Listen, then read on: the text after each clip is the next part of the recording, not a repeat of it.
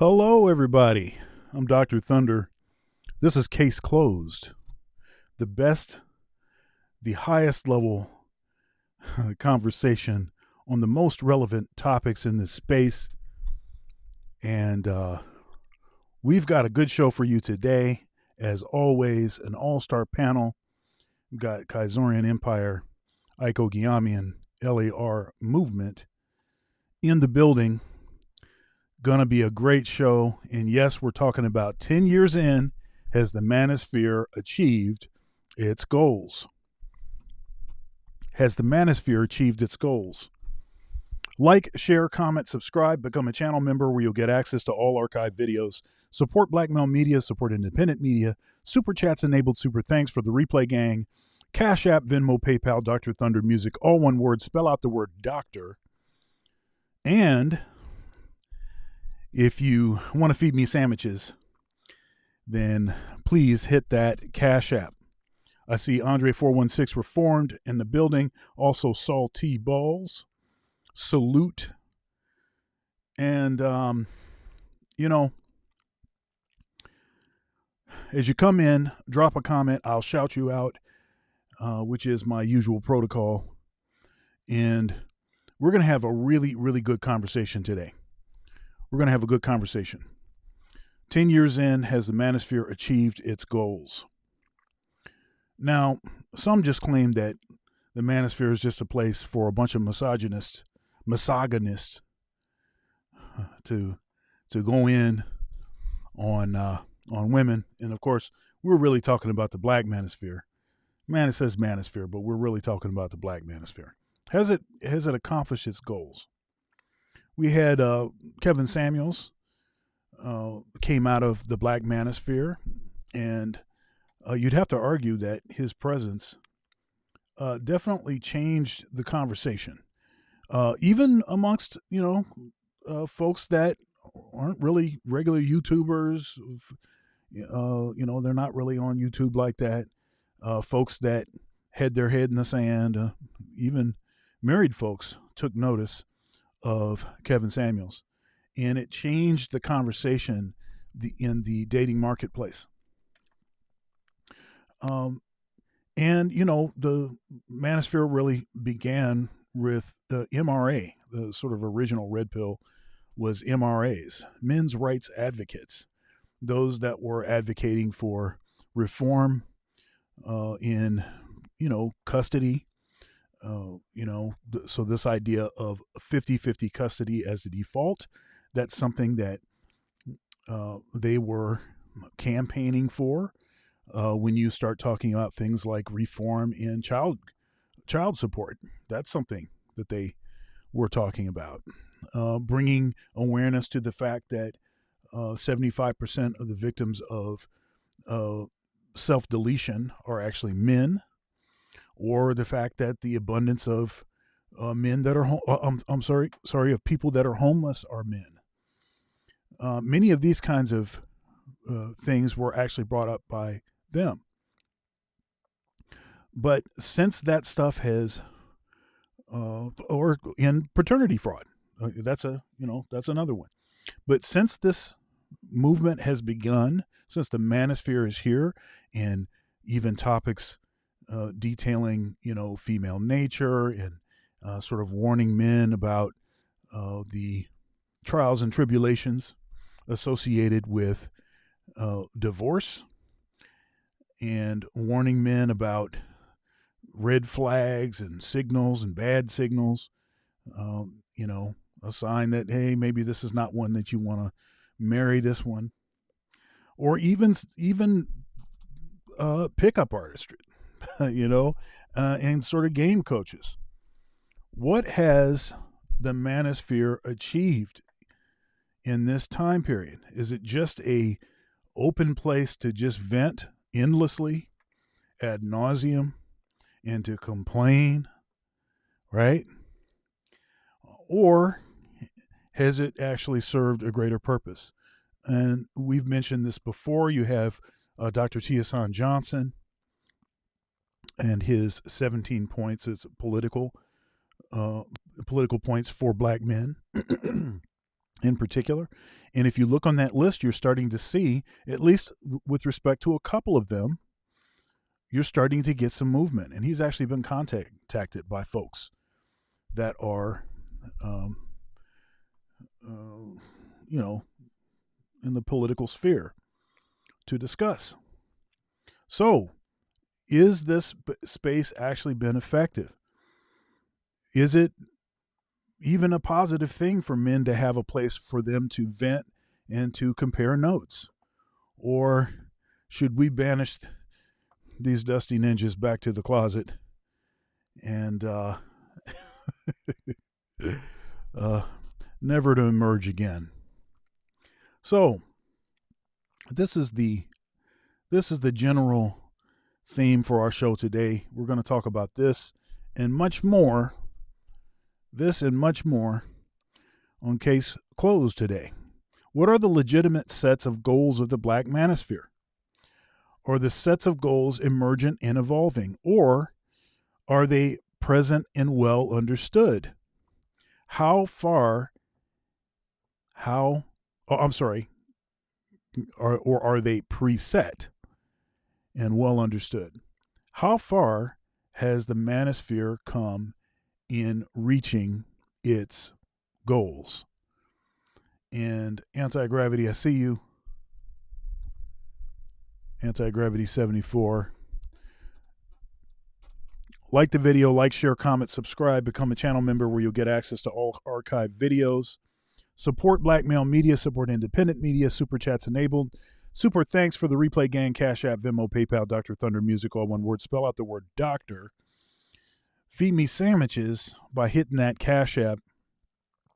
And thank you very much for making this part of your day on Sunday. We're here at 4 p.m. Eastern Standard Time every Sunday with the highest level conversation on the most relevant topics in this space. Today's show is no different than that. 10 years in, has the Manosphere achieved its goals? Let's go.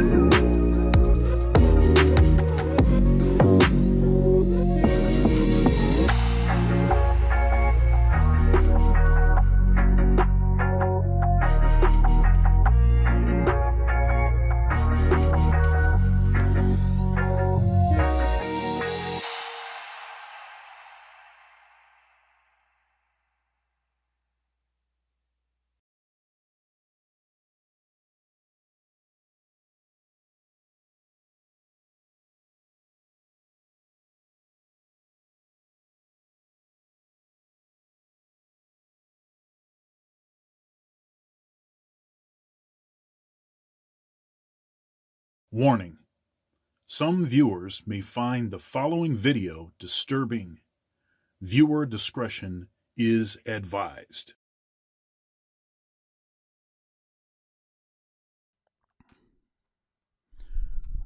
All right. Thanks, everyone, for being in here. And we're talking about 10 years in, has the Manosphere achieved its goals? Has the Manosphere achieved its goals? Like the video, share, comment, subscribe. Become a channel member where you'll get access to all archive videos. Support black male media, support independent media. Super chats enabled, super thanks. For the Replay Gang, Cash App, Venmo, PayPal, Dr. Thunder Music, all one word. Spell out the word doctor. Please like the video. Give it a thumbs up.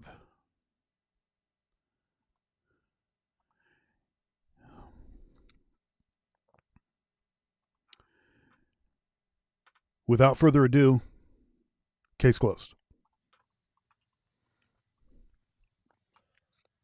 All right. Ladies and gentlemen, we are ready to go. Shout out to LAR, shout out to Kaizorian Empire. So, Dr. Thunder, I'm going to start with you real quick. I want to give you the opportunity, because it seems like you're ready for it, to give us a 2-minute elevator pitch, right? And I'm somebody, and you're trying to tell me that the Manosphere has achieved something. And the elevator pitch should be, I mean, I'm not going to tell you what it is. It's just other than the fact that you have 2 minutes. To give me the most salient point as to the, I mean, I don't know whether you believe it or not, whether what the Manosphere has achieved or whatever. You could totally be pulling my legs or BSing me, but I just want to hear 2-minute sales pitch. What has the Manosphere achieved? Go. Yeah, so I would argue that the primary thing that the Manosphere, and I want to be a little bit more specific in my commentary. I'm going to be talking about the Black Manosphere. I'd say the primary thing that it creates is a place for men to compare notes. And because of that comparing notes, I believe that the space has had a net positive impact on proliferating a particular messaging about a certain kind of circumstance or a certain kind of woman to avoid. So that has been, I think, one of the primary things that the Manosphere has created, an atmosphere where men can share stories, can talk about, their experiences in a way that did not exist prior. And if it did exist prior, it only existed in a closed sort of setting, not in a setting where that messaging could be proliferated, across the world, across the internet, across the country so easily, so quickly. So I think that's been a positive. I think it is important for men to have a place for them to express their, dare I say it, their emotions, to say how they feel about things, and to discuss strategies that they've used to try to resolve certain issues. Older men being able to counsel younger men, and to sort of create and recreate that sort of appreciation and respect of older folks and the kind of wisdom that they can offer.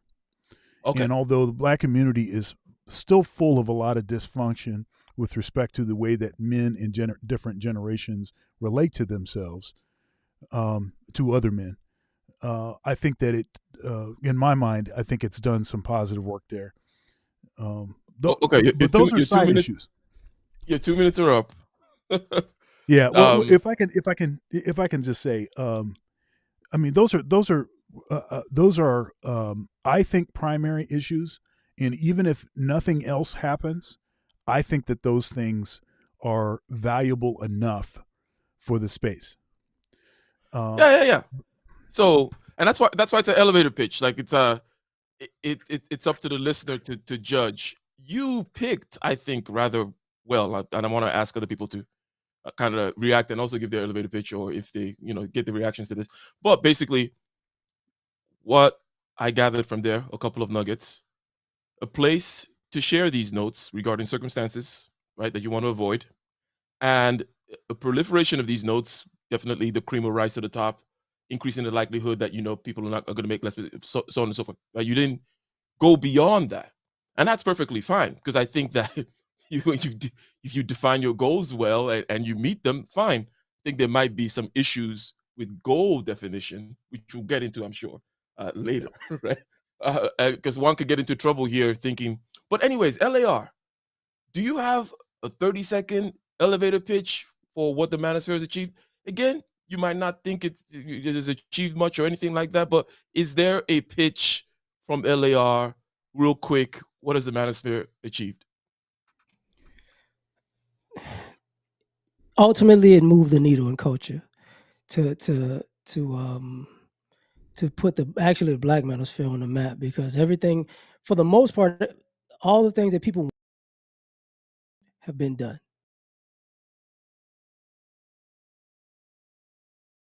To me, it's pretty successful.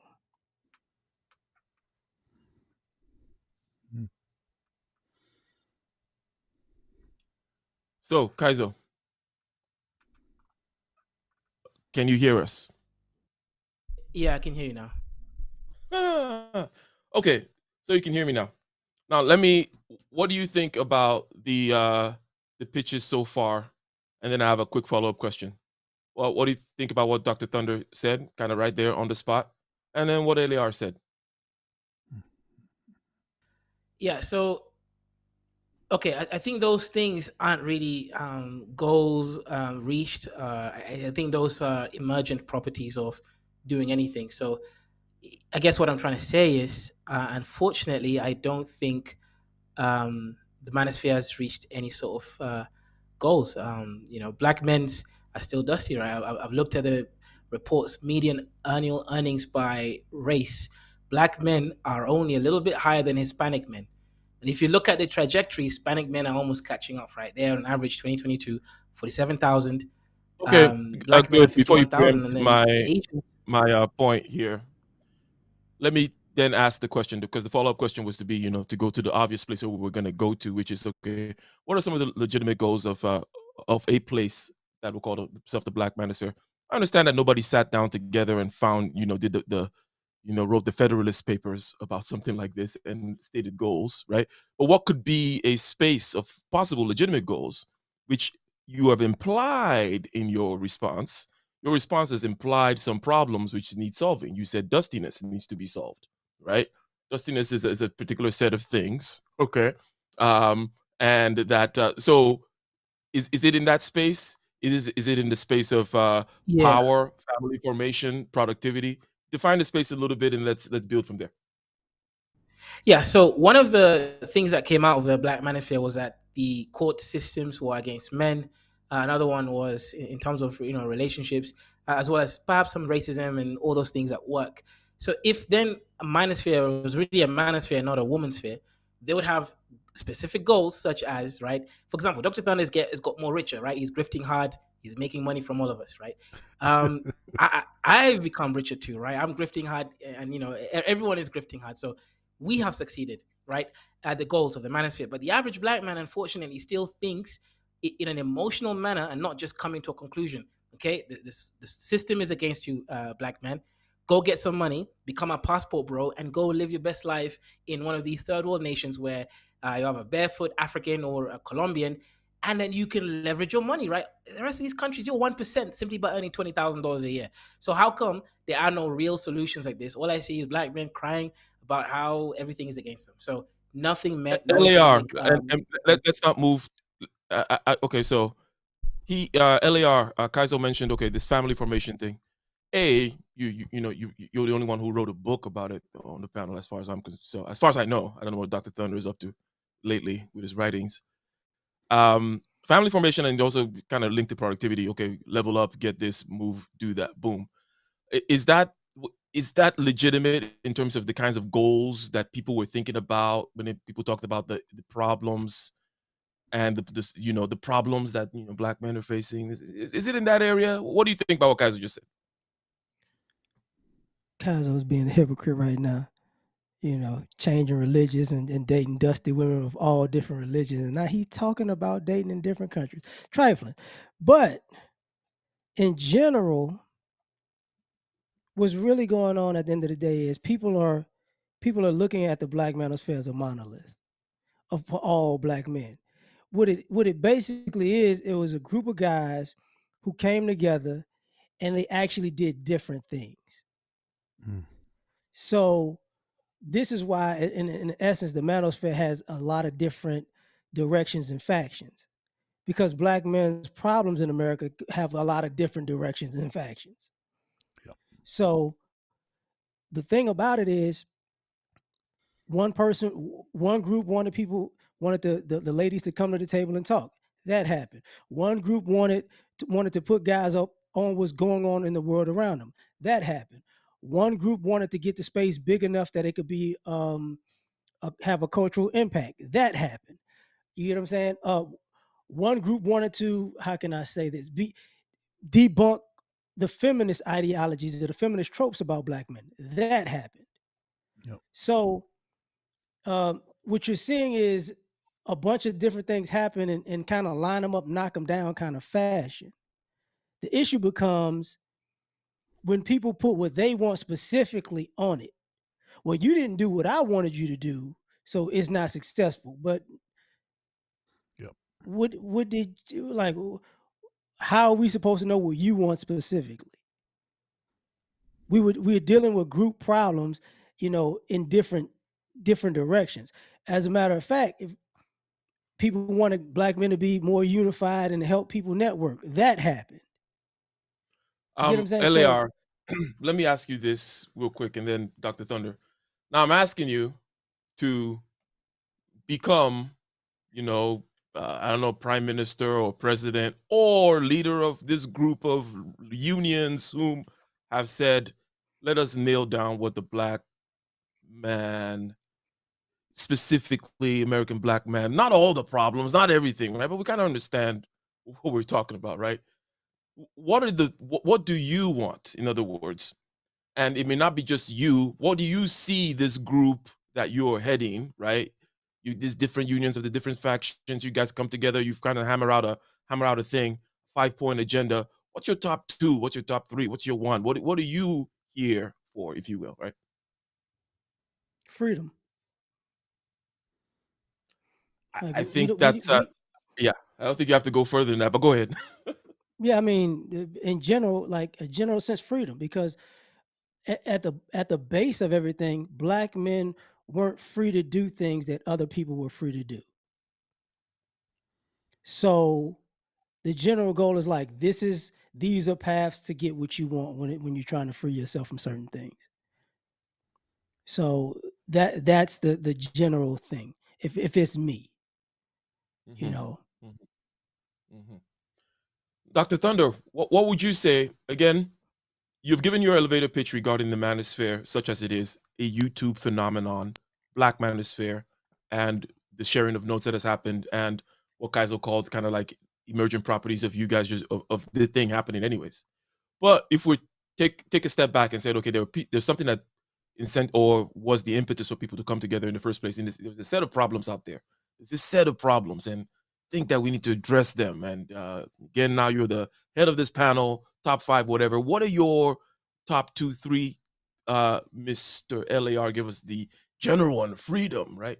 What is your idea? My idea on uh, What are your what the goals top should two? be. Yeah, you're now Mr. Okay. Legislator. Okay. Um. All right. So first of all, let me acknowledge Saul T Balls with the $30 cash app. Thank you very much for that support. And yeah, so probably at the top of my list is uh, it's I've been saying that black men are the new political X factor. And so for black men to become more knowledgeable about the political process and what the options are, and that and I've detailed these options. Third party is an option. You could still vote for a Democrat if you want. You could not vote. You can vote for Republicans, but to be aware of what the actual issues are across the sort of political spectrum, and then to be able to choose who it is that you desire to caucus with, even if they do not necessarily agree with you on everything. Perhaps you can collaborate on certain issues, and so that's been one of my top picks, definitely. Something that else that's on the list is probably just a general understanding about the dating climate. I have a son. He's 10, and I'm very concerned about what's out there waiting for him, and I'm very interested in the way that Zennials, younger folks, are sort of navigating the dating landscape. And though Generation X folks like myself are still largely loyal to the so-called black community, even the ones that have been exiled, excommunicated, have been told that they're educated lames, they ain't got no swag, and they dusty, now get out of here. Even the ones that have been told that still feel a sort of allegiance to the black community. And I have to admit that though I know it is a thing, that I am not the desired prototype. I am not a Pookie with a PhD. I realize that is not who I am, and I have been, as I said, exiled for that, not been the first choice of most of our ladies, but then also of most of our institutions. It's not just the women; it's the entire thing that has done this. So it makes me concerned about the prospects of my son in how I can gain information so that I can better counsel him on choices. Even in the distance between the space between when my father, he got married when he was 19 or 20, and my mom was 19. They've been married for 54 years. When it was time for us to have our birds and bees conversation and even navigating the dating climate, it had changed so much that other than just basic, human, basic human principles, just basic stuff that everybody is and everybody's tends to be, at some point or whatever, he wasn't going to be able to tell me anything specific about what was going on. And so much the more is the case for Gen X dads that have young kids. What are they going to be able to tell their sons in particular about how to navigate? So I think, men becoming aware of what's going on, gaining some knowledge so that they can, pass on some of that knowledge and be able to say things that I think are more relevant to the actual situation, and how, this whole,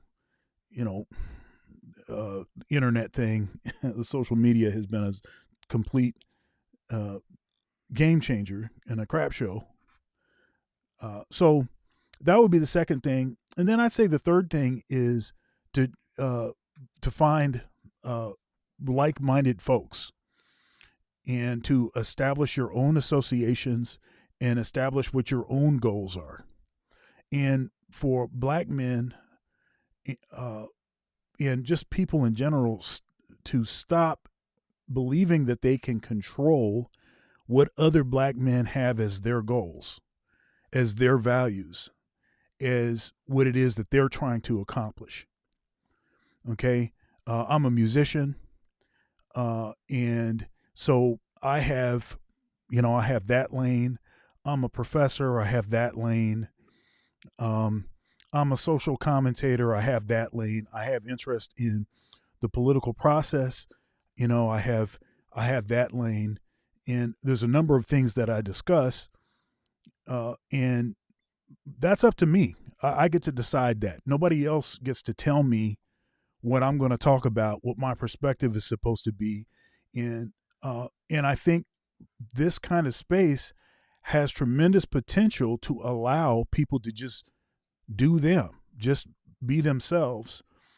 What do we look like creating a space if many of us were not finding out in the quote unquote real world what it was that we thought should exist, or we thought something was wrong with it? We're bringing all of that same dysfunction into the space, trying to impose like crabs in a barrel, or, whatever it is that we think should be the case. So, Okay, so yeah. So those for three interest things. of keeping track here, three things there, right? One had to do with the power question. The second is the dating landscape for your son. Let me ask you this. This is just a quick follow up on that middle aspect. Sure. And the third one is very much in line with the freedom, because it's about the networking and doing what Yep. you're going to do, find the right type of people. Great. Now, in the Black Manosphere, okay, is there a place that you will actually send your son to for this, to somebody to listen to? Shout out to Coach Greg Adams. I don't think he can be listed as Black Manosphere per se, but Right. I don't mean to split hairs about that. But would you actually send your son with regards to point number 2 to say, hey, yeah, go to the Black Manosphere and listen to that stuff and you'll learn? Yeah, by the time that he's going to be allowed to listen to anything he wants, he'll be out of my coverage. He's not going to be listening to anything until after he's 18 and gets to decide what it is that he wants to do as an adult. But I will say that there is a number of platforms in the space that I think are provide very valuable information. I've learned a lot from CGA myself, and at this point, it's just it's entertainment. And I say this frequently, regardless as to what CGA was talking about. He could be a sports commentator. He could be someone talking about here's how you fix the carburetor. He could be talking about all kinds of things, but he's just a entertaining, funny dude. And so I would be watching him, period. Coach Gang, 100%. You know what? Yeah, and this is not to diss whatever anyone else might be doing anywhere else regarding this item number 2 here, but there's a reason my mind went to Coach. I'm sure Kaiser would agree. You kind of agree. I, I find it difficult to actually identify another space that does that particular kind of content with regards to actual learning, lessons, examples, marriage wheel, little silly kind of analogs and all kinds of stuff like that. That I think that is it. If one thing that one of the things I hope to come out from this conversation, we're gonna identify certain peaks and valleys, right? I think Coach is a peak with regards to number 2. Well, and I'll let you land. Yeah, but Coach is, I mean, you can get in my, my son is not allowed to watch my channel. You know what I'm saying? Because we talk about so much stuff that's like adult kind of stuff. But I've talked about, I've touched on a lot of the stuff that I think that he at some point is going to need to be aware of. So he could just watch me and then he could follow the trail. I mean, all of those interviews I did, conversations with Dr. Thunder, all the various collaborations that I've done. Of course, I've done collaborations with all of you, everybody here on the panel. So, there's a lot of value in the space. It's not monolithic. There's a ton of different viewpoints. You have this sort of the progressive Democrats, they're in the space. You've got the the more right leaning folks. You have the more centrist kind of folks. How are we Uh, doing on that in that regard? How do we do in regards to number one? Because number one is about understanding how things work. Do you think men here are actually understanding more how things work? Is there a similar peak we can point to with regards to, let's say, coach, with regards to the political power things? Talk about the X factor, making choices, understanding these choices, understanding how local politics works and such. Um, yeah. is that no, me personally, you put that as number one as a personal concern as you're head of the panel, and I understand. And I would agree because it's about power and such, right? Right. How do you think the space is doing in that regard? I would give this space less than a C in that regard. But you go ahead. Yeah, I agree. Less than a C, but I would say that that's up from an E. It's been quite terrible. You know, for the most part, black folks basically have allowed this sort of race loyalty as defined by voting for the Democratic Party to rule and reign over them. And I'd argue that uh, there seems to be evidence that black men in particular are becoming more aware of what's actually going on. There's been some pivoting in the in the polling associated with who the next president's going to be, and there's even been some notable hip hop artists and even leaders of BLM, one in particular, that now says he's going to vote for Trump. Now, I didn't vote for Trump. I'm not going to vote for Trump. I'm a third party guy. However, that's a significant pivot. And there's a lot of this kind of pivoting. And my argument is that a lot of this pivoting is happening because I think that people are paying attention to what we are saying in this space. They are definitely paying attention to what we are saying in this space. And they don't call people's names out, right? And they don't say, who, and they're not tagging where they got the information from or linking people's videos, or citing their sources. That's fine. But they're definitely getting information from this space. I mean, you're hearing people use direct, like almost direct quotations and expressions that originate from this space, 100%. And you know, the it's not a vacuum. It's not a vacuum. All right. Okay. The go ahead. We'll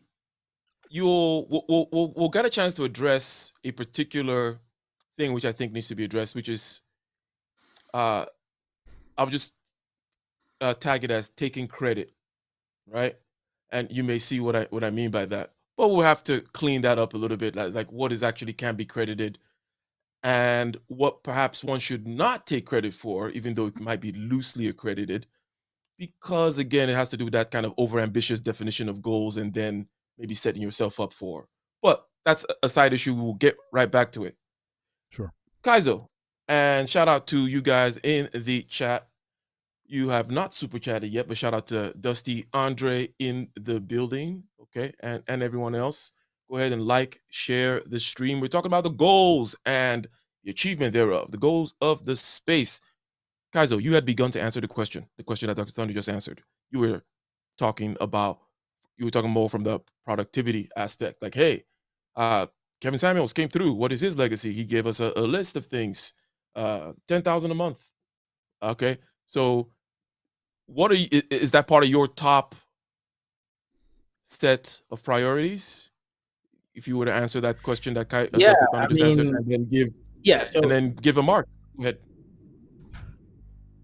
yeah, so I always like to define things based on metrics that everyone else can, live by. So I definitely like the Kevin Samuels metrics. He said 10,000 a month. I think that's too much for a black man. I think 8,000 a month is more like realistic. And unfortunately, I just don't think generally as black men we've reached that point, right? It's like, so what that means is this, right? We because here's the issues with the Black Manosphere, right? We demarcated the issues, right? The issues was a changing culture, postmodernism, and feminism integrating itself to that political as well as legal systems. Now, one of the ways to combat this was to get money, because money talks, right? When you have leverage, you can, you can get things through in a certain manner, right? At least you can solve some cultural issues. Unfortunately, what ended up happening is a lot of Black men were focusing on morally judging women as opposed to, enriching themselves economically in this case, right? I'm sure they've enriched themselves psychologically, perhaps to become more stable and, Okay, especially so coached with their let me guidance. stop you there, and I'm going to bother you with some SITE points here as to regarding this particular goal, because one of the questions is what could be legitimate goals of a space like this, right? So could you see? Because what I do know is that it's not going to happen on YouTube. It'll be something like, okay, starts on YouTube, and then these individual, let's say, YouTubers have websites that direct people to certain things or services with regards to them educating, blah blah blah. Shout out to Theo Waff, something of that kind of nature. I know some people also do Right. something similar, but is this even a goal that could be actionable in a space like this? Like, what are you supposed to, in order to, oh, I'm going to get you to 8K. So what are you going to do? Talk to them to death on YouTube about getting 8K a month? Go ahead, if you can flesh that out a little bit. Yeah. So when you're talking about, so let me respond to the TE part, and then you can restructurize your questions again if I didn't continue it right. I think that there are certain aspects, right? And sure, I like what LAR said and Dr. Thunder earlier about there being diversified sets of different outcomes, right? Depending on the different areas of the manosphere. I like the idea. It makes sense. But I also mentioned that I think some of these, goals that were reached were more emergent, meaning they would have been so because they were virtue of whatever it is that they were specifically doing, right? Hey, if I start a podcast, perhaps I'll get listeners, right? That's emergent. So in terms of like real stuff that's been accumulated, I don't really think that we were that organized to begin with. We really didn't, as even individual groups, have specific outcomes that we specifically said we were going to get, apart from being richer, right? This is an issue with the politics stuff, right? Like I mentioned earlier. So if we do what I would have preferred happening is you find a specific state or specific town with specific rules, laws, and then from that come out specific lobbying mechanisms, right? I would have preferred if we at least got to that, or at least even the whole left versus right, some kind of demarcation that would long live us and doing real things in the Oh, real good, good, world. good, good, good, good, good, good. LAR, political action communities, committees, right? Just to kind of jump from what guys are saying, kind of went from the productivity into the kind of political action. It's like, hey, hey, why isn't there a pack? Could be a dusty pack.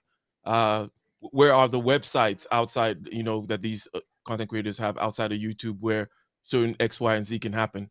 I can understand saying, hey, look, some law is being passed over here by these other people, and it happens to dovetail with what I'm talking about. Okay, that's zeitgeist type stuff. But what do you think about is it necessary to be getting to the level of, hey, let's form a political action community and lobby for X in one state, for example? And I'm not talking about, it doesn't have to be as a collective. I'm just saying, is it a worthwhile goal at all? Is it something that you can even envision being organized in a space like this? Okay, first, Kaizo keeps saying we like he was part of us. You ain't part of no we, man. You got to stop it. Okay. Second thing, this is the issue with the Black Manosphere when people come around. And I said earlier about being specific, and this being YouTube, and us being a vast space. You as a person who consumes the content, you gravitate to what you want to gravitate to. The things that you said we could be doing, a lot of that stuff we've already done. But the issue is certain, if you wanted to now, you want it now again. It's not that it didn't exist. It's that, oh, y'all was doing that? Well, what were you doing when we were doing that? I wasn't paying attention. Okay, so could y'all start it all over again? Because now that I'm paying attention, no. That's what has been happening. People come into this space and retroactively want stuff that was happening while they were in it, but they didn't get involved themselves. So at that point, it's not a space problem, it's a people who are coming in the space problem.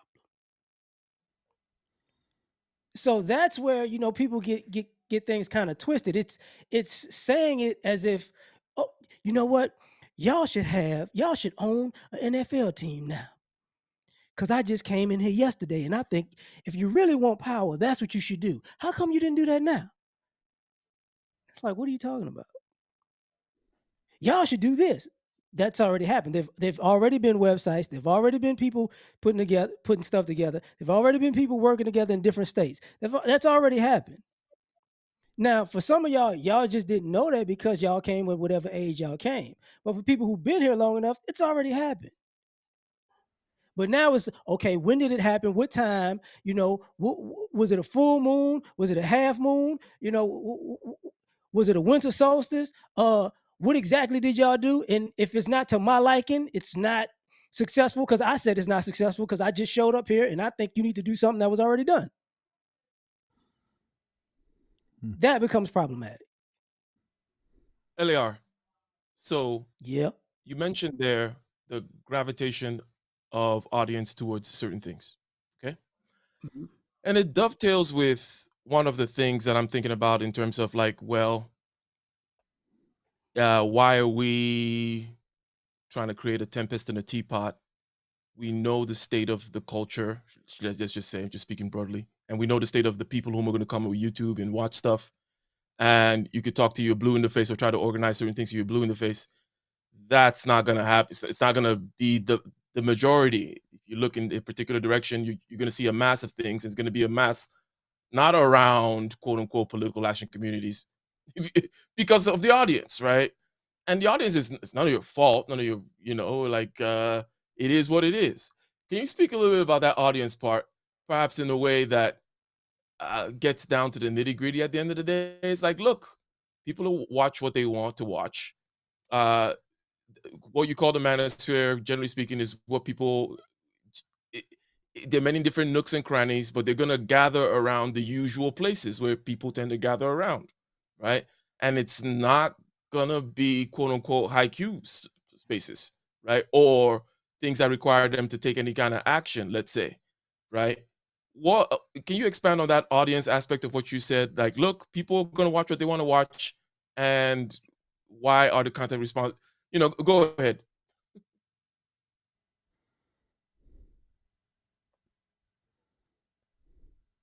Okay, here's the thing. That you can say there's a space that was entertaining and a space that was productive. And some of them was the same exact space. That became the edu what is it called? The edutainment faction of black YouTube. Well, I'm gonna educate you, but I gotta entertain you because you're not gonna pay attention. And that came about because they were two separate spaces as far as productivity and entertainment. So people who wanted productivity, they went to certain spaces and got productivity. That's what they did. And then people went, well, how come you didn't do this for me? No, no, no. You didn't want to go there.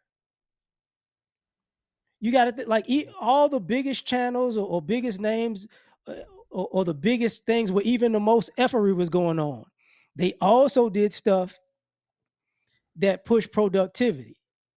And it's been said time and time again, year in, year out. If I'm talking about something that's entertaining, you show up. If there's drama, you show up. When I start talking about productivity, where y'all at? See, a lot of y'all could go back to even your favorite YouTuber's channel if you want to and go look up their stuff for productivity. And I guarantee it's there. It's just that's not even the episodes or the content that you wanted to watch, even on your favorite entertaining people. So the issue becomes, like I said, it becomes the people watching, not necessarily the people making. Because our analytics don't lie. You want entertainment and then complain that you don't get education, but you don't show up for the education when it's put up there. So I guess you agree with that, Dr. Thunder. I see you nodding your head.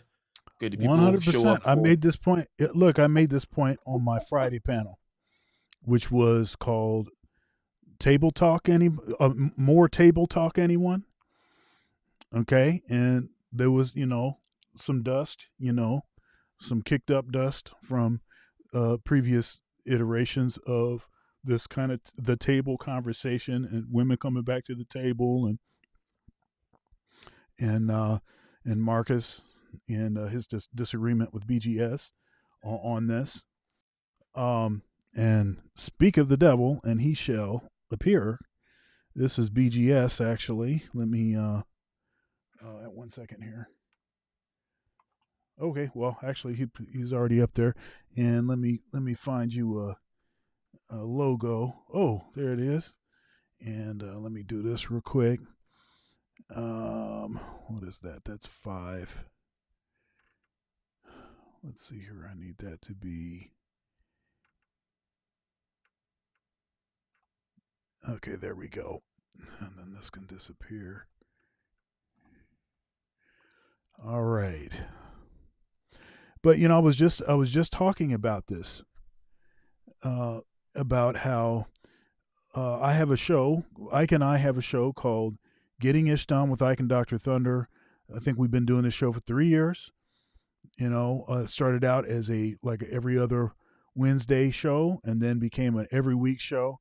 And to my knowledge, it's the longest running productivity show of its kind in the space.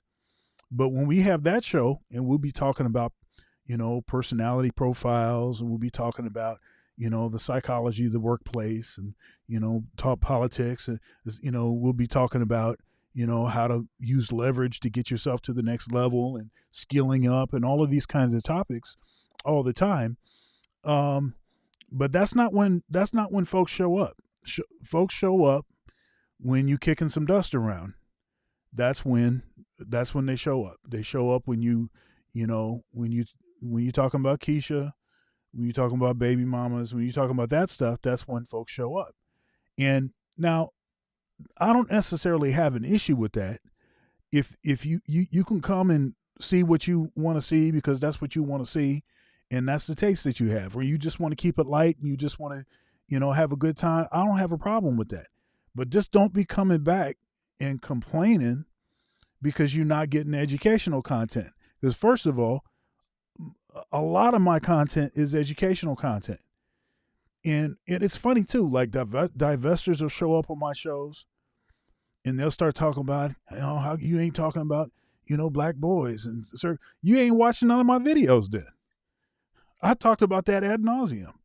I talked about all kinds of educational, productivity oriented topics. I talk about that stuff ad nauseum. But it just shows that you don't go and watch the productivity stuff. You just go to where there's some dust, right? You go to where there's dust, and then you complain about the dust.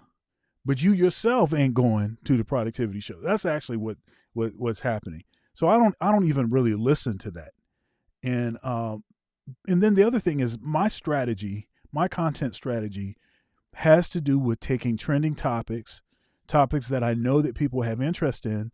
But when you click on the video, it's not like I'm just in here, kicking dust around. That's not what I'm doing. I'm talking on all kinds of topics. You can learn all kinds of stuff. I mean, the thumbnail could have freaking Summer Walker on it or something.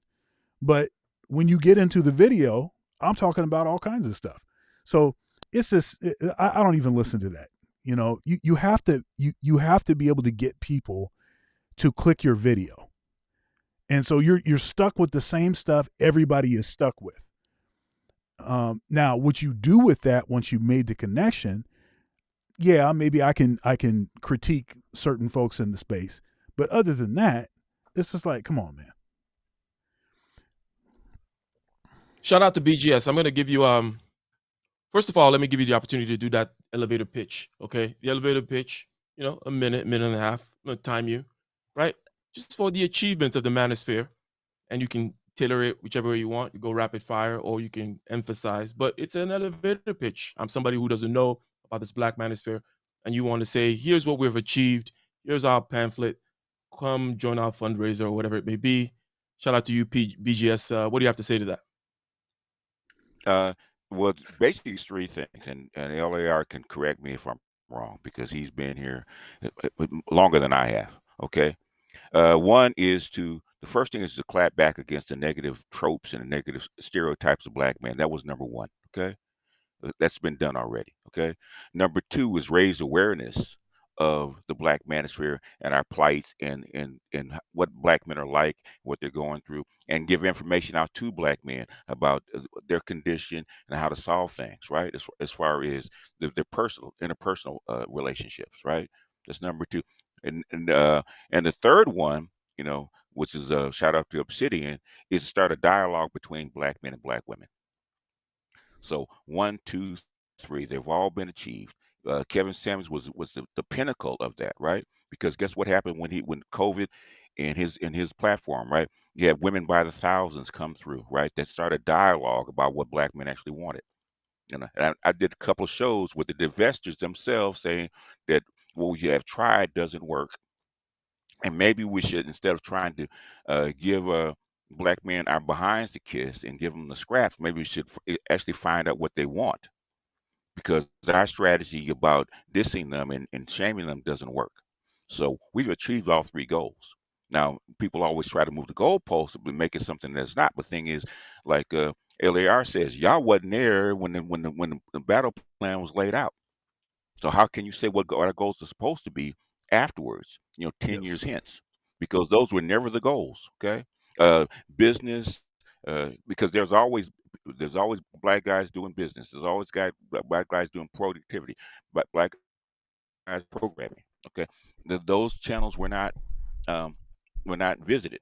Okay, I mean, Dr. Thunder probably could do uh, tech uh, reviews and make more money and have more viewers with less hassle. Okay, but that's not our. It was laid out from 2015 when I got here. If you want to disagree with that, those are the three things. Those have been achieved and actually expanded, because instead of it being national and local, it's global. The Black Manosphere is global. It's actually exceeded its goals and its reach. Good, good, good. So three things you've kind of confined them. Here's what I want to. What's your take on this? And shout out to the super chat. Shout out to you, Dr. Thunder. I don't know if you want to read that and acknowledge it and all that. Yes. Andre 416 reformed, a newly minted moderator, doing a good job, saying, Dusty, support, hit the like, support black men, media gents. Indeed. So, here is something that I often hear, BGS, and I have an issue with it. I alluded to it previously with Dr. Thunder. Mhm. So you've kind of narrowly kind of defined a set of goals, which seem to be just fine. Now, what I tend to hear Those are the now, original goals. Yeah. yeah, I hear people wanting to say things that, oh, look, X happened in the political sphere, or this law just got passed. Rather than saying, oh, it's just news, they want to tie it in some kind of way. Now, it jives with your sentiments. Perhaps you could say, yes, I was, in the bleachers, rooting for that team, and now they've won. But it's not like you stated that as your goal and you set out a political action community and such. Here's the issue I have is overstretching with regards to the goals, overstretching with regards to the purported effect, then ruining the credibility. Mhm. If that makes sense to you, what are your thoughts about that? Okay, basically this happened really in 2018. Okay, with the reparations movement, right? Okay, and then that's why the PhDs are here, right? Because we knew that our stated goals were already done. Okay, COVID kind of locked everybody in to have everybody listening. This was the time to actually start your political movement. So this is not the original goals of the Black Manosphere, right? This is the expanded goal. Once you reach your goals and check your box list, either you go away, what do? Move on to the next thing, right? This is the next thing. The political goals. If you go back and with the I think it was Ice Cube, the Ice Cube effect, right? And a shout out to Dr. Neal. He said BMI, okay, and that he actually stated that this is the time for black men to coalesce, this movement to coalesce into uh, extending into political power. Okay, okay, that was 3 years ago in 2020, right before the election of Trump, the election of Biden. Okay, he stated that we should have it actually have an effect and influence on the voting patterns in the United States. Right. So at the same time, Dr. Johnson was proposing a black male political agenda. Points that black men really wanted, the policy and laws to be passed or to make our lives better, right? Okay. That was in 2020. Okay. 2 years later, what comes up? Now black men are important. Now you have to court the black male vote. Now black men are not following black women around, voting blindly the Democratic Party line. Right now, there's an issue. Now there's movement because trust and believe, like Dr. Thunder, we're talking about the Promise Keepers, right? A Yep. big, huge political movement that have sold out stadiums, right? Did not move the needle. Okay. Maybe it wasn't time for it. But thing is, now you have COVID. Now you have this worldwide movement of men saying if we don't get anything done, we're done, right? And Kevin Samuels was the spearhead because guess if you have to inject ideas into the environment, you have to lay the seeds, right? Okay, Kevin Samuels was that spearhead. Kevin Samuels is global, okay, coming from this sector, this black sector. His message is global about redoing and reforming a black male independence or male independence, period, right? A high value male and pushing back against feminism. So now they have to do things. Now you have laws popping up, right? According to the black male political agenda, right? Reforming alimony, okay? What is it? Fraternity testing at birth, 50-50 in the courts. Okay, that's all on the agenda. Mm. So I'm not saying that we pushed it, that we marched, but guess what? We influenced it. Also, the pushback against no fault divorce. Okay. Yeah, So didn't pushback against push no it. fault. Oh, wait, yeah, against no fault divorce. Go ahead. I'm sorry. Okay. So Excuse me. so far you have mentioned certain things that dovetail with certain political movements, and right there you rightly added it's not like you pushed it, but you influenced it. You would say, and you see, and I don't Hmm. mean to beat a dead Yes. horse with that one, but I think that's one of those kinds of things that Go seems a ahead. little defensive.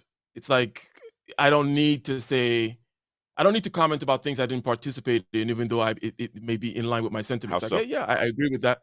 Uh, This How is more of a tactical point how regarding so? How so? it's an abstraction in my head where I'm saying, hey, Hmm. if somebody is asking you to say justify yourself, right? Then you simply justify yourselves within the targets Hmm. that you've created. If you start stretching out to saying, hey, look at all these other things happening around me, it seems unnecessary because the connection between you and those things is tenuous, it's amorphous, it's zeitgeist like, right? So what's the point? I'm getting my way anyway, so why should I have to just say that I'm part of that? Again, it's a style point, if that makes sense to you. No, it doesn't. Okay. How do you start a movement towards something, right? How do you start it? Any movement towards No, no, no, anything to change the anything? people Does it who, start shall we say, by beating your local pushed politician over the head? pushed the particular goals that you pointed to, certain political goals, they, I'm sure, had a timeline with funding and certain steps that they took, right, in order to get certain bills passed, right? Now, to be on the Hmm. sideline and say, yeah, I was part of that, I find to be unnecessary. Not really. It takes social pressure to get anything moved, and we Yeah, apply social and I pressure. agree. And, I agree. hold on a second. The second thing, and this is a strategy that me and my past group has used, right? Okay, getting to the influence makers that are already sitting there at the table. Okay, Dr. Thunder's an influence maker, whether he knows it or not, right? Okay. I personally have, I could tell you, I personally have uh, uh at least a couple thousand people in the DC area that that influence people that report to Congress directly. Okay. In other words, I learned this from what is it? The foreign affairs, right? These think tank movements. They don't have a big populace, right? They're not paying people, right? But they influence people that sit on that sit and report directly to other people. Okay, that to influence makers. Okay, so if you have a node. If you have a node like say like Dr. Thunder's is reporting to a congressman. He's sitting at a meeting, right? He might be the only one. But the thing is, he can speak up and interject our ideas into that conversation. Or you can't do it from the outside. I don't care how much money you have. Okay. So it takes social pressure My being the thing effective and aspect. my people Oh, you're that are already sitting. breaking up. Yes, and they My bad. call. In I fact, think the Club of yeah. Rome call them nodes. Okay. Now, and Dr. Thunder, jump in here because I had alluded to this, and here we are.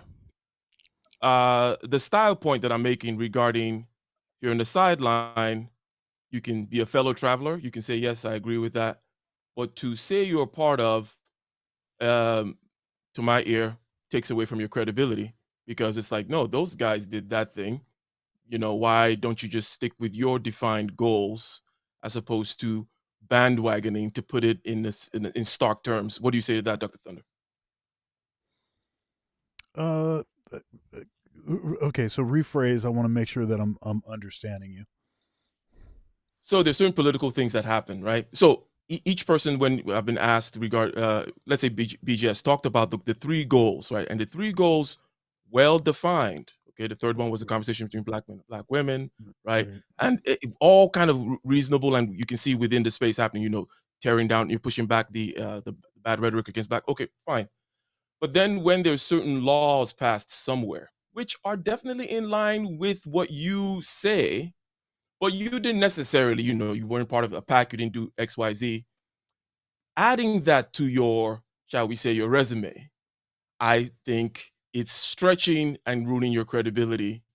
A style point, what do you think about it? Okay, I see what you're saying. So, you have to be careful not to appear to be taking credit for something that may have happened, regardless as to if you had uh, taken certain actions or not. So, like And at yeah, best, the connection will be that social pressure thing, but that is hard to make directional and to quantify. But go ahead.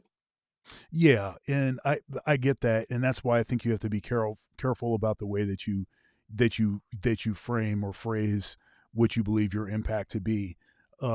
I think it's easy to see, and I think people would believe even without being able to give quanti- quantifiable, metrics. Without being able to give that, that the space definitely has led a certain kind of conversation in a particular direction that definitely has influenced many of these events that are happening. It doesn't mean that that it was even necessarily the deciding factor, but it definitely was part of the discussion. I would argue, though, that in some respects, some of the ideas that have emerged from the space have been directly copied. It's not just a matter of we were there having the conversations with the other people, and we helped to influence their some of the decisions that they made, and this kind of thing. But there have been certain things that have been directly copied. In especially if you're considering the 10 years, show's name is 10 years, and 10 years in, has the Manosphere achieved its goals? Within 10 years, there's stuff that's been directly copied and mimicked. So I think we probably could label some of those things that have been directly copied and cite those. But Mhm. other than that, I think that, yes, it is important to make sure that we frame and phrase things in a way that is easy to defend. Because then, like I said, like you said, that you lose some credibility for seeming to be trying to take credit for something that you may or may not have had a critical role in pushing the pile on. So, Yeah, I want to let me ask Elliot. I think, and this is a important point. We'll circle around back to it as we talk about these different things. LAR, you heard the third point from BGS, getting black men, black women to the table conversation. You don't seem very much like a table talk conversation type guy, even though you're kumbaya and such and all that. But I don't think this is a table we want anything to be a part of. What are your thoughts about that third goal, LAR? Am I reading you wrong, or just give me your thoughts regarding that goal? Black women coming together, having a conversation. I had no problem with that. I was in some of those conversations when ladies would come around. I have no problem talking to women. The issue used to be honesty. That used to be the big issue when, coming to the table with men and women, was people were lying, and this space would fish out the lies very fast. So, what we see in our society is how nobody's taking people's word for face value, because social media has shown you that people will play games and say half truths to get over. So whether if anybody comes to the table, it's not like you're going to be able to come to the table and just say a half truth and everybody goes with it. Those days are over. So, I mean, men and women work together in some way, shape, form, or fashion. And this space knows that, because, it was about making sure the black family was better than it is. You can't have a black family with just, one male or one female. That's not how it's going to work. Obviously, it's not working trying it like that. So for us, yeah, I mean, you're going to have to talk to women. The men in general, in a sense of an antithesis to feminism, men weren't the ones saying, I don't need women. That wasn't a male thing across the board anyway. So guys are like, yeah, what you're seeing is the backlash to women saying they don't need men, but then turning around and needing men. So, I don't see the problem with it all. Shout out to the one other thing, a little bit off. My bad, a little bit off. The influence that this space has, whether people know it or not, really in some ways stems behind the fact that America is making everybody live the life of a black man in some way, shape, form, or fashion. So they need the information from us.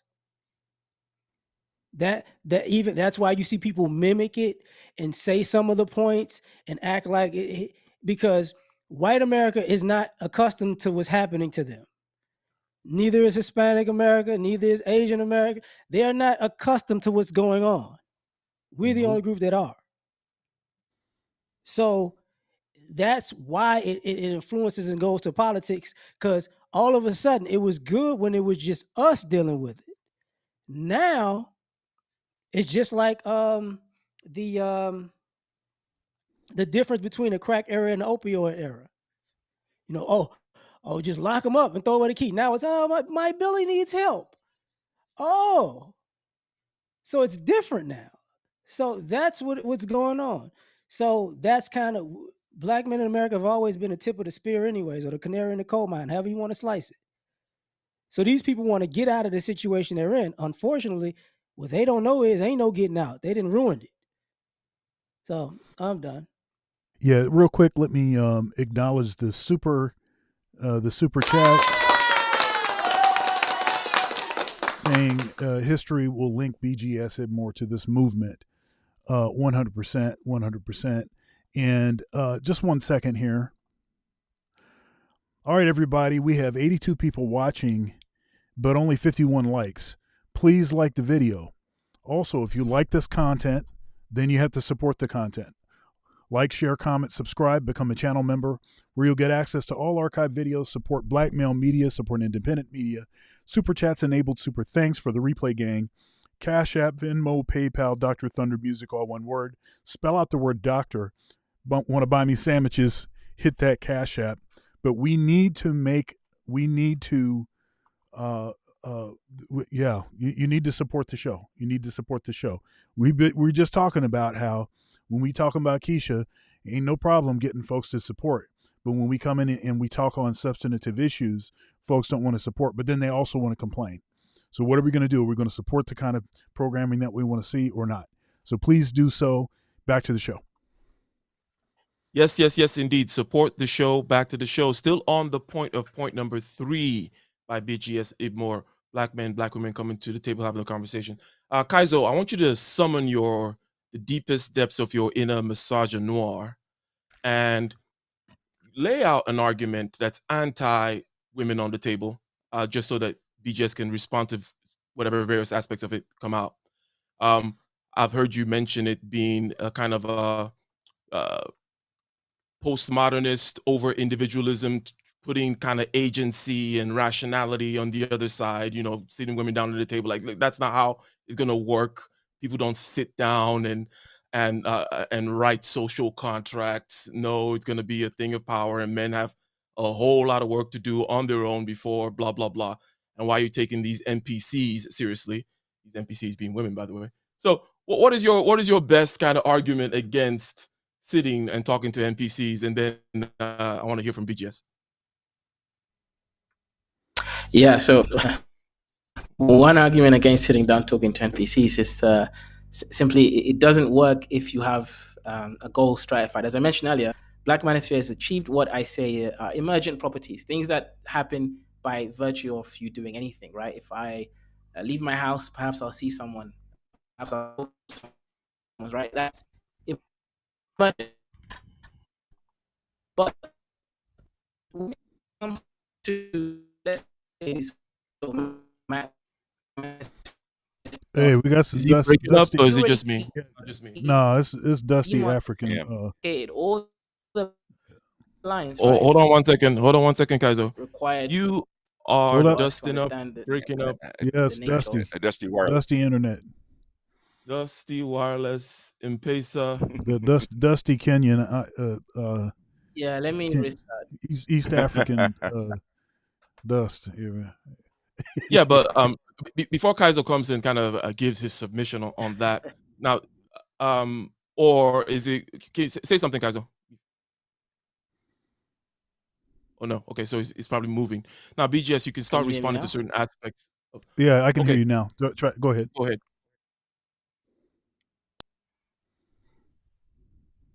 Yeah, so I'll just speak a bit slower. So my point was this, right? The stuff that we've gained from the Manosphere are all emergent properties.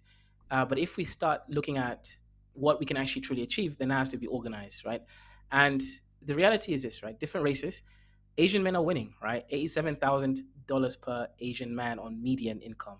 Black men, it's $52,000. Hispanics are $47,000, right? They're almost there. And these guys were washing your parents' cars, right? Jumping over the wall and everything. So if they're already almost catching up and closing the gap, then there's something there that has to be said, right? All right.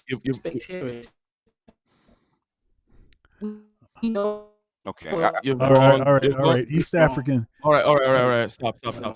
Okay. So BJS, here's what I want you to react to, and it has to do with the first part of again your point number 3.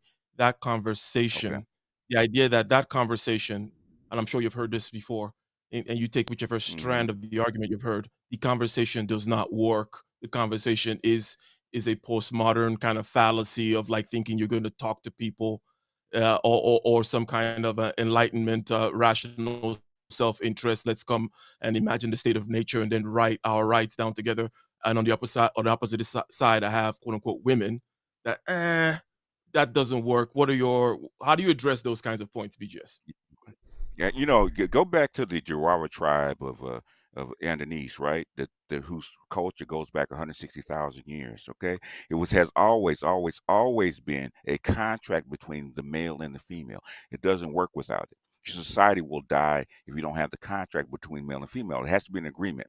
Both sides have to get something, and if not, guess what's going to happen? Your society would decline and die because women have to produce the children and train the children. And if they produce bad children and not aligned with the social with the cultural structure, it's going to decline and die. White women, 100% are on the side contract with white men.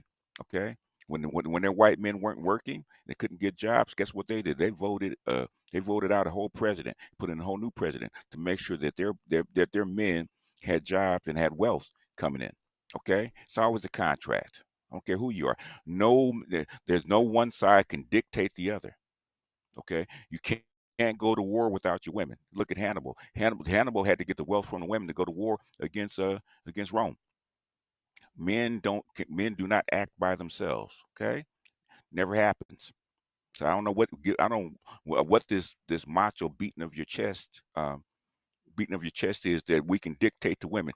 Go in Kenya. You cannot dictate just stuff to your women if they don't agree. Even in Kenya, it's an agreement. It's got to be taught. It's got to be taught by the women and passed down. So that's the first part. The second part, I don't know where foreigners get try to understand the social structure and the earning structure in America when we've gone through slaves and Jim Crow, and we just barely, it's not hadn't been it really been 50 years. We just got out of that, out of semi-serfdom slavery, and we're still the bottom caste. And that's very complex. It takes a long time to change an advanced society around to where you can actually do this. First, you have to change the family. First, you have to do the funding. The Latinos get funding when they get here. They don't just come here naked. They get funding. They get loans. They have a family structure that's already built. It hasn't been destroyed by the dominant culture. They don't have to worry about getting arrested and beaten up by police or killed by police or discriminated in classrooms. Okay, and, Latinos that you claim are 60% white. They're considered white people. So you trying to come over here and look from afar and determine why black people aren't doing something. I don't go to Kenya and say, well, how come you guys are so colonized? Do I? Do I go say why Nigeria and why France is still sitting on the top of 14 African countries and they can't do anything about it? Do I? Do I come over there and talk about you guys? Now, continue. So Hey, real quick, the- I just want to acknowledge the $5 Cash App right here in the middle. That's from Michael Green. Thank you very much. Saying great show. Thank you very much. indeed. So last point, family structure. Back to the first point, which is the social contract. That table, talking to women, right? Now, Dr. Thunder, what are your thoughts on that? BGS says, no, you can't dictate. It's got to be a contract. It's got to be an agreement. I say no, human beings are irrational. That's not how it happens, especially as a group. And even us as individuals, we're mostly irrational. And people are going to work with My internet incentives. working fine now. How does it happen? Your How, internet how is does it happen working. then, Mike? There are many Yeah, mechanisms, most I of which think are irrational.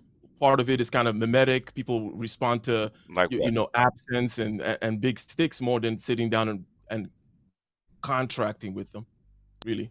And at the end of the day, it's about your goal. Social. Hmm. Yeah. But Kaizo, let me let you Okay. What's what? there's a delay. Let me just go to Dr. Thunder, right? Regarding this conversation about social contract being a rational thing that people arrive at, okay, as opposed to an emergent property of certain power structures. And you're not gonna put women on the other side of the table and bring them back to the table by rationalizing with them on an individual level or on a group level. What are your thoughts about that? Um. Yeah, I mean, I think it's perhaps it's a complicated. Okay, yes, the men have to dictate, but if the women just decide that they're going to walk away, there's not really anything that you can do.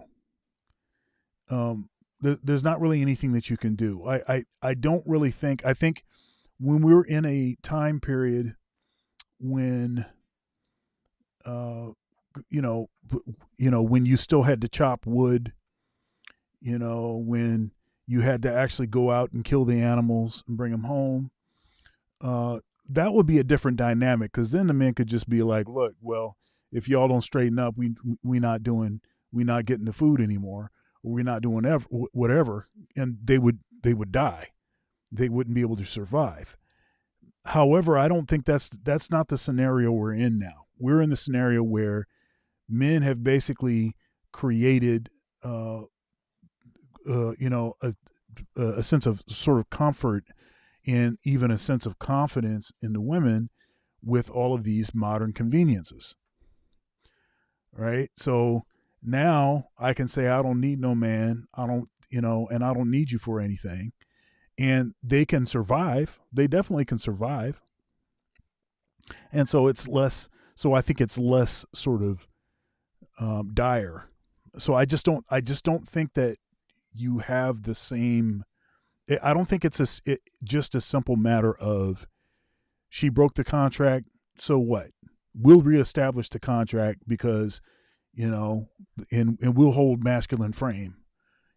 I just don't think that that's a real thing today. I think you can do it to a certain extent, but not really.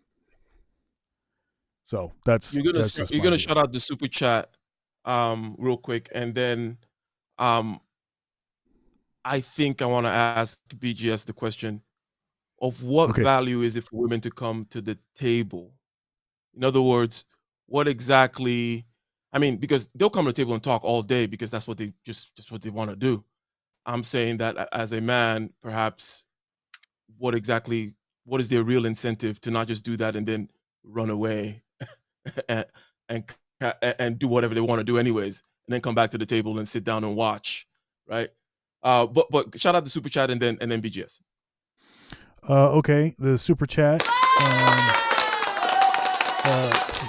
$5 from Leon 008, saying the Asian income scale was fake. White people as a whole group versus separated Asian races. That income scale was an argument that white people make less.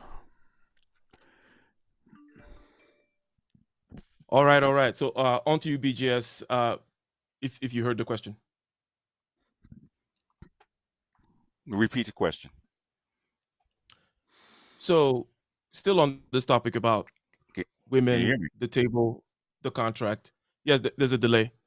Women table the contract, what you have to offer, right, them to actually negotiate, not to come to the table, because I think women will come to the table and talk because they love doing that.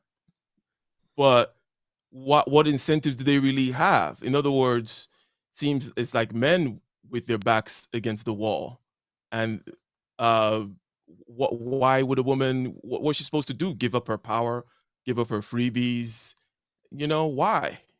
So, what are your thoughts about that? Okay. Basically, what black men haven't had, and any black man in America can tell you, right? Uh, for the 200 years, black men have not had choice. We're actually tied to, designated, and trapped in a holding pen to actually mate with and be with black women. You didn't have a choice. Okay. The last 20 years or so, black men have what? They have choice. So if black women want us to be there and want us to participate in said community that they have children in, then they have to come to the table and negotiate and find out what we want. If they don't, guess what? Black men will get up from the table and go find other women, and your black community is done. So if they want what they want, Uh, and they can, if they could actually go out and get other men of other races as freely as they say they could, they would have done it already. The thing is, they don't have much choice. Okay, we have choice. They might have more money. They might have more privilege because of the way the United States is set up. But guess what? We have choice now. We don't have to take the deal that they give us. We can go make our own deal. So if they want, and a lot of black men want it, to have a black community with black women. Okay, this is their last shot because trust and believe the age, the generable women of other races and other places. So Mhm. that's why they have to come back to the table. So this is So a there is show that If that makes this is sense a to you. show that uh, BGS co-hosted when I was doing the Thunder's Thoughts shows, which was a little more of a variety show. You got some music, you got some what was it, the Simp Anthem of the Week, got some TikToks, and then also had a main theme. And the main theme on this show was Dr. Ronald Neal's video where he suggests that they broke the contract. She broke the contract, and it was one of those videos he did where he just turned the camera on and just let it rip. And it was one of the first videos I actually saw of Dr. Neal, and BGS and I did a review on that and talked on some other topics. But you can only view this video now if you're a channel member. But this was a good talk. Maybe I'll bring that out of the channel membership for a couple days or something, Archive. so folks can check it out. Shout out, shout out, shout out. So basically, there was no choice before. Now there's a choice. Now it creates leverage. Yes. Okay. Wait, Yes. I'm confused They, a little they bit, have a right? So choice black too, women though. can't go around the world and do the same Yeah, thing, I was right? about It's to like say I'm that. I not was seeing like, the leverage black there women seem at to all. be in the same situation, but also having the choice that men have too, to be like, hey, No, they don't. f this community. No, they don't. No, they don't because they lead the community. There's scores and scores, and you can go to go ask O'Shea Duke Jackson about black women coming to the continent and actually making it with their mindset. Okay, they haven't. Black men are men all over the world for the most part, right? Men are buyers. Okay, women are sellers. Okay, men. It's perfectly fine for me to have to go get a dirty foot chick, you know, as Kaiser would say, at 10 cents on a dollar and make her a wife. Okay, a woman, a black woman that's used to a guy making $50,000, $60,000 a year and wants to live that lifestyle, she can't go someplace else and sell herself for 10 cents on the dollar. Doesn't work that way. They're finding that out all over the world. They don't Okay, have the okay, same yeah, option of that's doing a that. better argument. That makes more sense now. You couldn't figure that out? You're a man, okay? Men have more options. The thing is, black men weren't taking that out, and black men now they're calling on other men to actually people in Kenya and Uganda and Ghana to chase black men back to the United States because they can't do it Salty because they don't balls. have a choice. Go ahead. Yes, Salty Balls with the huge $10 super chat, the big $10 super chat, saying, "Is the real question at hand tactical versus strategic victory? Also, I'm wondering how come now one has explicitly used game theory to fully flush this out for negotiation." Well, shout out to you, Salty Balls. A couple of things come to mind. I'll just have a quick comment on this, and then we'll move on and start landing. Okay. Great conversation. Time flew by. Ladies and gentlemen, keep on liking, sharing, commenting, subscribing, hit those super chats. Now, generally speaking, what tends to work best in terms of human interaction, human to human interaction, game theoretically, is a tit for tat, where, you know, but I try to treat you a little bit better than you treat me. So I give you $55 and I take $45. So I give you 55% more because that ups the ante on the game, generally speaking, if you can kind of imagine things stacking on each other. So that generally it's better, generally speaking, to be a little bit better to others. Shout out to Abraham and Melchizedek and all these stories and all this stuff about, we know these things. Okay. Now, Another aspect, though, is of that tit for tat is if you know somebody has already displayed a history of maybe stabbing you in the back or something like that, then it's a little foolhardy to then go with the good graces again because of what's likely to happen and how they're looking at you. It's likely that they'll just stab you in the back again. So game theoretically, it'll say, don't go to the table. But game theory is not, and that's just one tiny little aspect there. Um, so having said that, okay. I don't know if anybody wanted to react to Salty Ball's comment. Dr. Thunder, Kaizo, anyone? Okay. All right, then good. So here's the thing. We've talked about productivity, power, family formation, and these would be targets of or goals of the manosphere.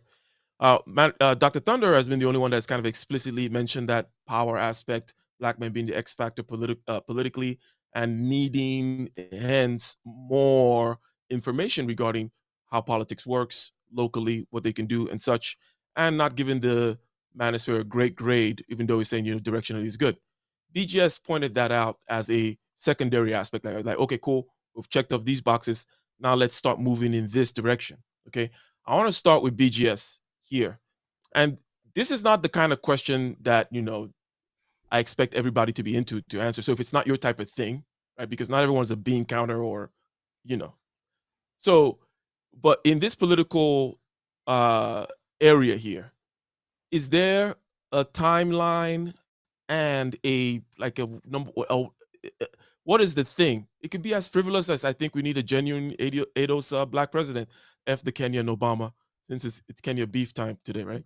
Or something Why not? else of Why that not? nature. And and here's the timeline, right? So, w- politically, do you want to give a goal, a timeline, perhaps some means and methods? BGS. It's too soon for that. We haven't really coalesced a plan of action, a set of goals, and that kind of stuff. As far as politically, we just this is like this is like maybe 2 years in at best. So it's not time for that. The thing is trying to gather the troops to figure out what we're going to do first, and then figure out what the landscape is before getting a timeline. If guys really actually really want it as a whole, Hmm. just Now, too soon for that. Dr. Thunder, that political aspect that has to do with freedom and people understanding their choices. Okay, what direction does it go for you? Like, what does this X factor look like? In other words, is it just a black man that understands his interests and votes his interests is automatically going to lead to better things? Is going to be better individually? Going to be a nice shine bright light over there over black men because now they're aware and they're voting this different? Or do you think that when they perhaps do understand their interests, they're going to flow in a particular direction, right? I don't know what the Yeah, direction it may well, be. once we get beyond a critical mass of black men that actually um, understand the process better, understand fully the options, and are unapologetic about voting their own interests, uh, that's when that political X factor is most powerful.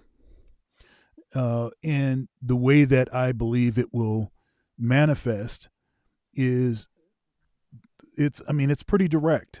The fact is that Democrats cannot win if black men vote their interests. Basically that's basically the size of it. With the way that the party structure is now, they cannot win without black men voting the way that black men have voted historically. As soon as we start voting differently along whatever our particular interests are along those lines, and the Democrats have done a masterful job at uh, creating a huge wedge between black black men and black women by disproportionately propping up and serving the interests of our women at our expense. Listen, at our expense. At our expense. Okay? It would be one thing if they just happened to be getting more help, but it wasn't at our expense. It's at our expense. Okay, so to the extent that we say, hey, we're not for that, we're going to try something else, the Democrats cannot win. Now, I'm not necessarily suggesting that that means that we should vote for Republicans. We have a list of issues associated with that. I'm more of a third party guy myself. And I would like to see more people, period, take third party options more seriously. However, you could decide that you still want to vote Democrat, but we got to show them something different. We got to show them that they actually have to hustle for our vote, that they actually have to do some things. They not only have to make some empty promises and give us some empty symbolism, but they actually have to give us something that is meaningful, and they need to follow through. And if they're not going to do that, then we're going to do something else. And then so I think once that is more of a thing, once we've reached a critical mass, I believe that they will have to play ball, or else they'll lose. And then maybe perhaps Democrats actually could be a party that actually acted more to benefit black men, not just the sort of power game in the black community specifically designed to keep the black community destabilized so they can extract maximum resources. All right, Dr. Thunder for State Controller, ladies and gentlemen. That was Dr. Thunder for State Controller. And I'm going to ask that we kind of start giving out our closing thoughts here. Sure. So we've kind of gathered around here, and with regards to the goals being emergent and evolving, that seems to be the case, right? And obviously, it's the first time, it seems to be, that black men, as it has been said by black men here, had a voice, had a place to share notes, a space for freedom, like Eliar said, and so on and so forth. So you would expect that things would be emergent. Now, in that emergent and evolving experiment, we've also found that the audience perhaps might be what some might consider a little too frivolous. But that's just something to be learned too, regarding how the thing continues to evolve. And then with regards to political goals, it's wait and see. Let's see how it goes from here. And perhaps that's not the kind of thing that can be done in a place like this. This is more, to put it colloquially, influence peddling or something like that. That would be the best hopes. Now, Kaizo, what are your closing thoughts regarding the goals of the Manosphere, what it has achieved? Shout out, the legacy of Kevin Samuels and his high value man with his LinkedIn level job and $10,000 a month and whatnot. What are your thoughts regarding these different goals, and where does the Black Manosphere go from here? And then BGS and then LAR. Yeah, so I think, from my perspective, they have achieved the things that everyone else has said. Emergent properties, created a space for incels, simps, and normies and lames, educated lames to come in and feel good about themselves. It's created a space where black women's point of view isn't the only point of view. There's now black men's point of view in the space. All those things have been achieved, but the reality is, I just don't think it's that effective, right? Because I just don't think whenever black people, I mean all black people, including Africans, right, we're not very strategic in our plans and views, right? When Indians do things, they achieve a much greater goal, right? They become rich, they take over specific key industries, and their kids inherit those businesses, right, that stem from it. Unfortunately for us, we're on this all emergentism, right? It's like, all I can say is that unfortunately, my case for the black man is still the same. We have failed men, and that's not going to change. And I think as a race as a whole, we have failed each other. So unfortunately, we don't have power, we don't have economics, so therefore we have failed. All right, BGS Ibmore, you got the floor, you got the mic.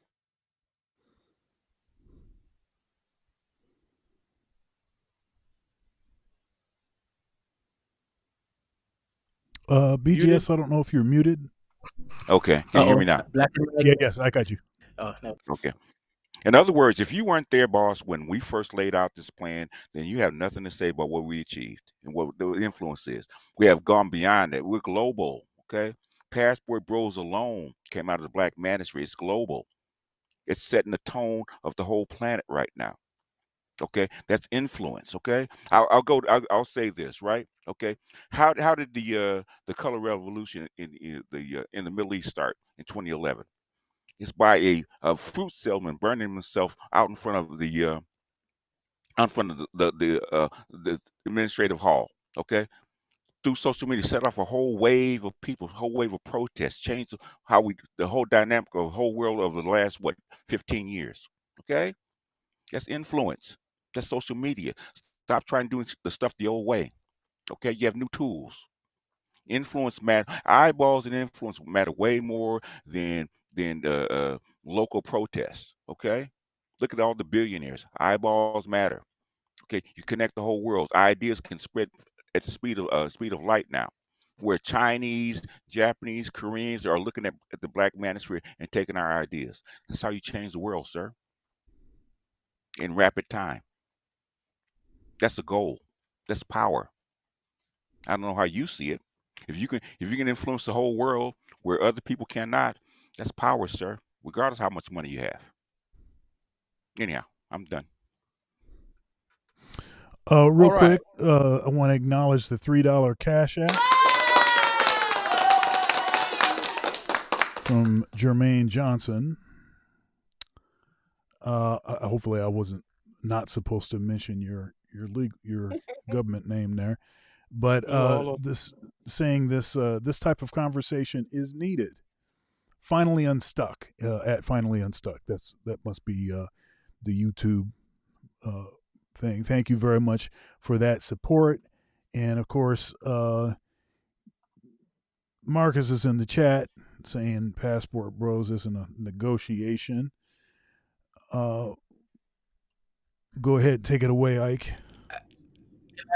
Can I respond to BGS quickly? Just one last statement, or nay? Go ahead. Go ahead. Yeah. So my only issue is this, right? I'm hearing a lot of excuses, right? That's what gets me, right? It's like when Hispanics, right, a bunch of Mexicans with a red back coming in and almost earning as much as black men, that means that's serious, right? They already replaced black people as the largest minority. Now they're going to replace black men as the largest men earning minority, right? And that isn't acceptable, right? Slavery or any other things can't be an excuse, right? It means black men have failed. We in the manosphere have failed these men because the trajectory is going backwards, and that's the issue, right? Sure, having a media representation is great, but unless you have economics, power, industry backing you, it just means black Americans right now will be a joke, and yet they're the most powerful black people on the planet. So something has to change. Okay, let's put it this way, boss. I'm a Pan African, right? And basically, it's influence that got the Chinese actually invest 150 billion dollars into the East African corridor that helps Kenya right now. Okay, okay, that's the influence. Okay, that's influence. I was part of that influence. Okay. Now you can say it's power. You can say it's economics. A whole lot of things. Influence changes things. Ideas change things. Okay. The Protestant Reformation changed those ideas. Okay. Before they had money, ideas come first before money, before influence, before jobs. That's influence. Okay. The idea has to come first. Where does the idea come from? Where does the seed come from? Okay, you're sitting there because a lot of Americans and a lot of other people did a whole lot of work to basically encourage the Chinese to actually invest into the continent of Africa. Okay, invest. Y'all didn't have nothing. You didn't have technology. You didn't have infrastructure. Okay, and they could have gone to Latin America, done the exact same thing. Why did they pick you? What convinced them to pick you? It's called influence. That's power. There's another super chat there. Yeah, let me acknowledge the super chats. Soul T Balls with the $5 super chat saying, "When I end up in Brazil, I'm gonna rebrand myself as Tropical Balls." Watch me. and then and then Ash with the big sponsorship today. $20 super chat saying, I am a third party black man myself, but understanding the current political landscape. Voting third party is actually a win for the Democratic Party, which puts black men in interests at a standstill. Nothing changes. Vote policy only. Thank you for the support. I totally disagree. I disagree with that. I think that that's the same argument that you're going to hear. Republicans will say the same thing. They'll say a vote for. I'm sorry. Democrats will say the same thing. A vote for the third parties. A vote for the Republicans. That's how they keep folks from actually voting for third party candidates. And yes, I do agree that you need to vote issues, and that needs to be the primary consideration. Unfortunately, in the Democratic Party, the issues are so intertwined. There used to be such a thing as a blue dog Democrat, pro-life Democrat, but that's not really a thing anymore. And so if you want to vote Democrat, then often in the fine print, you're supporting all kinds of things that actually go against your interests at the same time. They try to get black black men to support these LGBT initiatives and guilt you into supporting that because they're the new black. That's the new black. LGBT is the new black, right? And so they try to get you to support that, and then in the fine print is all this stuff that, when all is said and done, the least served, most marginalized is still the straight, free-thinking black man, right? So this is why I can't agree exactly with your sentiment. I agree that there are other options. I think that we do need to it's important for us to vote issues and to caucus with whom we caucus with based on whatever the particular issue is, to the point that we can, but to the extent of not voting a third party because we believe that it's going to be supporting the Democrats, because I hear that same thing, but it just goes the other way. So thank you for the support.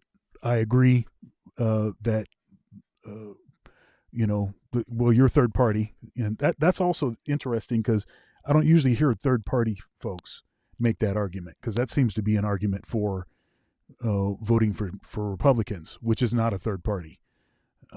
So anyhow, I talked long enough on that, but thank you for that support. Shout out to you. And then we're going to hear from LAR, and then Dr. Thunder is going to close us out. But I want to recover an intellectual artifact here that need not be lost because of the back and forth between Kaiser and BGS, which is this: that history, in other words, the progression of human events through time, political and whatnot, has not one interpretation, neither one causal chain. You have the people whom, if you ask what led to the Enlightenment, they will list a name of writers, beginning with Martin Luther and on, and Voltaire and Lobsawk, right? They are kind of there with the ideas aspect of things, the ideas kind of abstraction. And Hegel will say, yes, it's very important ideas, and they are. And then you have people who completely come in and say, no, it's all about the material dialectic, the material conditions, and such and such and such and such and such, right? And to try to find resolution between these two is it's like making that nature nurture mistake, right? But I don't think, or even your structuralist type of things that you mentioned sometimes, BGS would suggest that there's ideas are in some way cannot be decidedly primary, depending on which lens you're looking through and such, right? But just wanted to say that one can look at things from those perspectives. Now, what do I think is the real perspective? I believe in the emergentism from chaos. I believe that even scientific ideas come from chaos and tinkering and engineering. Just the scientific method itself is just a way of explicitly delineating how you make a mistake and then try again, okay? And even the theories get revolved. That even big theories get kind of subsumed under larger ones that way as well. So I'm quite skeptical as to the idea side of things, and I'm more, shall we say, partial to the hey, try things, move, shake, see what happens, and then we'll see where we go. Now, No. LAR will Mm. give us his thoughts. I'm sorry. Let me shout out the Cash App real quick first. And this is also from Finally Unstuck. This is called, he says, this space sparked the conversation. Thank you for that very much. Go ahead, LAR. Okay. I'm gonna say a few things, but I'm gonna try to keep it concise.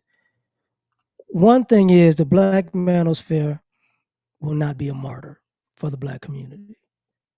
And I say that, just to put it out there, because what happens is when Black men do certain things, it's supposed to be a situation where, oh, you're just supposed to, die on the cross for us. This ain't that one. This is not that movement. So we're not going to give everybody everything at our expense and you can ride off into the sunset. This ain't that movement. Now, the other thing is this. One of the things that we forget about the Black Manosphere is since everything is about, money and power, this was a space that really came out of nothing that showed that you can, as a Black man, be unapologetically for Black men and actually create something that can be a business model behind it. And the problem is what? The Black community and outside of the Black community, that became an issue. The Black church has an issue with it. The black female pandering has an issue with it. Other Black factions of Black America have issues with it because you're messing with our pockets now. And sometimes we don't want, and it spills into the political part because what do you see? Because if I'm sitting down and now I'm looking at stuff, ever since the Black Manosphere blew up, really, this is a shadow banned space that went global. And everything about this space has been on radio, television, and in movies. And other people have been trying to come in and out and hover around and manipulate this space. And on top of that, this space ain't really the space that you get all of the scamming and pandering. Mhm. See, we don't. So in some ways, people want this space to be a super moral space, but they're in other spaces. You get finessed in the Black financial space. You get finessed in the pro-Black space. You get finessed in the feminist space. You get finessed in the Black political space, whether it's conservative or Republican. This ain't really that space. So what winds up going on is everybody wants to put everything on this space and at the same time figure out an angle to finesse this space. And it's going to be very, very, very difficult. Because when people are saying that, we need a leader, no, that's why we don't have a leader. The reason why we don't have a leader is because we know we've seen y'all come from different angles trying to act like, oh, I'm such and such. And other people go, we don't know this fool. Oh, I did that from this person. No, you didn't. At the end of the day, this is a Black male space started by Black men. And you're not going to be able to finesse all these different types of Black men. Nope. These are guys who are businessmen all the way to street dudes. You really think any angle you coming with, you going to get over? That was one of the things about this space, we do protect Black men. A lot of y'all try to come in and scavenger off of Black men and then say, oh, it's them guys over there. We don't go for that. We like, nah, your boy over here playing. So at the end of the day, we've achieved a lot and still continue to achieve more. But the issue is we gatekeep this space better than other places. and even with the people who are not quote unquote in the space anymore, what was part of the reason that they're not in space anymore? Because there were other people who were trying to finesse this space to get them out of the way so they can make money. Because they're And finessing that ain't East work for Africans in Uganda right now. That's why they're not in the space anymore. Go ahead. you know what? You know what? So that's what's going on. And I ain't lying. and for the yeah, I quit. I'm done. Shout out, Uh, shout out, shout out, shout out. So, yeah, Dr. Thunder, you're gonna give us the final word on this. Now, part of the gatekeeping or safeguarding of the space, I think it's for me, from my perspective, safeguarding of any kind of a thing is this kind of exercise that we just did, which is to always kind of ask yourself why and ask yourself. And one of the things that I was kind of worried about is again claiming stuff, bandwagoning stuff. I find that kind of stuff to be unnecessary, and then you get bite in the butt at some point. I'm sure this happened in your life before. This is not some kind of weird little kind of caution that I'm giving in that regard, right? And then also, I think when we also did Black History Month, and he looked back at Black History Month to talk about, hey, what is the Black History Month uh, thing achieved? What was it there for? The need to look back, measure, even if things are emergent and now you're changing course. I find to be important as a way of safeguarding what kind of integrity there might be in a space. Because if you look back and you find nothing, and there's nothing to even say at all, and nothing to defend or nothing to argue against, then what the hell are we doing here, so to speak? Dr. Thunder, what are your final thoughts? yeah. So in this last 10 years, has the Manosphere achieved its goals? So the phrase here is asking for a particular answer, but I think that the framing is faulty. So goals per se, and BGS gave some specific objectives. I guess you could sort of call those goals or missions, maybe more of a mission, more of a vision, like this is what this space could work on, these kinds of problems, or it could be involved in, these particular issues. I'm like you, Ike. My preference is to sort of get in there and just start doing things, and then whatever it is that is valuable and true will emerge, and you'll know where you need to go based on listening to the conversations, and in your comparison of notes you'll see what it is that needs to happen, and then that way it also makes you more sort of facile, and more easy for you to move quickly, more easy for you to adjust whatever your dogma has become, and be less sort of married to a particular, like if this event happens, we know that we'll be successful, that we were successful. If this other event happens or this other particular thing happens, then we know that we've been successful. I resist those sorts of, A plus B equals C sorts of equations. That's not the real world. And it doesn't reflect, I think, the sort of circumstances. Look at how much stuff has changed in the last 10 years. Could we imagine the amount of stuff to be critically different and totally changing, the calculus on a number of things? If we don't have enough sobriety and vigilance, and then we're not going to be able to, make the adjustments and suggest the adjustments. Look at content creators getting demonetized, getting kicked off the space. Who actually believed that they were ever going to kick Cynthia G off of the kick MOT out of the chat right now? Get him out of there right now.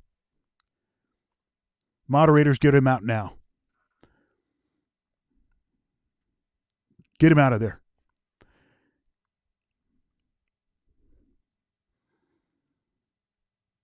Get him out of the chat now.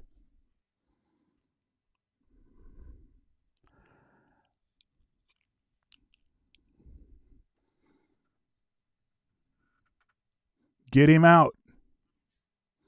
Why is it taking so long? But anyhow, so that we can make adjustments when necessary.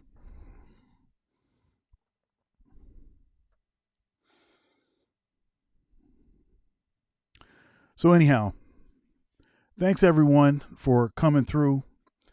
Though I do believe that many things have been accomplished by the space, I think there is much more to accomplish.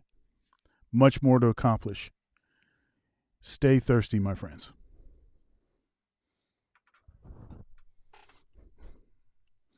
And that is our time. See y'all later. Be well and don't be too dusty.